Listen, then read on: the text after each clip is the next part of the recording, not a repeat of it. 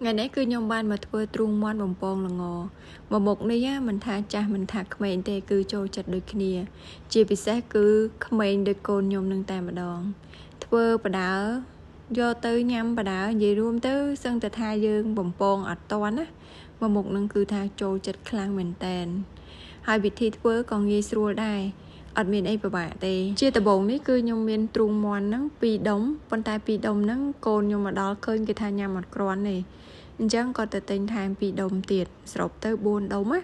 hai vô và liền sầm ạt vía ao sạch tới và tọt máu hàn vía chia và tè hành chẳng hai dương chia vía ao tới chia cho bà mù quỳnh và tọt bị hàn sạch trùng mòn nâng hái cứ nhom vô mà liệt trường tại mà đòn nhom liệt cho mỗi nâng mà sáng sốt màn tích preng cho màn tích tới hai miền bị trên có cho mỗi nâng bông mòn cỏ hòm á nhomประทานពងមាន់ក្រហមនឹងមកគ្រាប់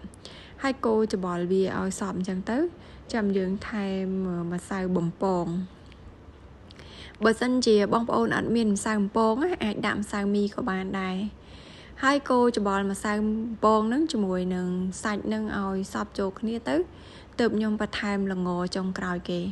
ល្ងនេះដាក់តិចដាក់ច្រើនតាមចំណង់ចំណូលចិត្តល្ងនេះខ្ញុំអត់សូវដាក់ច្រើនទេតែការប៉ັດខ្ញុំចូលចិត្តល្ងដោយសារថាកូនកំងថាកូនអត់ចង់ញ៉ាំល្ងអញ្ចឹងហើយទៅខ្ញុំដាក់តែប៉ុណ្្នឹងណាហើយយើងកូរច្បល់ចូលគ្នាឲ្យសព្វទៅគឺបានហើយហើយខ្ញុំមកដាក់ដាំប្រេងឲ្យឡើងក្តៅអញ្ចឹងទៅទើបខ្ញុំចាប់សាច់ទ្រូងមាន់ដែលយើងប្រឡាក់ជាមួយនឹងគ្រឿងជាមួយល្ងនឹងចូលបំពងតែម្ដងណាចាប់ដាក់ចូលម្ដងមួយអញ្ចឹងទៅចំពោះភ្លើងវិញគឺខ្ញុំប្រើភ្លើងខ្លាំងខ្ញុំអត់ប្រើភ្លើងខ្សោយទេយើងបំពងអញ្ចឹងបើសិនជាប្រើភ្លើងរៀងតិចអីវានឹងជក់ខ្លាញ់ណាអញ្ចឹងយើងបំពងប្រើភ្លើងឲ្យក្តៅអញ្ចឹងទៅហើយយើងអាសាប្រែអាសាថ្លប់វាណាមើលតែថាឡើងពណ៌បានក្រហមប៉ុណ្ណឹងគឺខ្ញុំស្រង់ឡើងហើយនេះ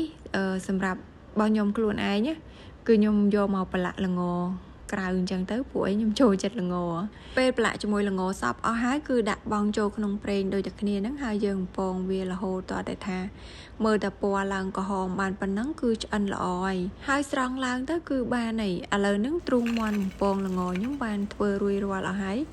ចំពោះទ្រូងមាន់នេះវិញបងប្អូនចង់ហូបជាមួយទឹកប៉េងប៉ោះក៏បានឬក៏ទឹកម្ទេសគ្រាប់ផ្អែមនេះក៏បានដែរ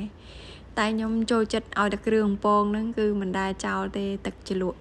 ផ្អែមទឹកម្ទេសគ្រាប់ហ្នឹងគឺថាត្រូវគ្នាណាស់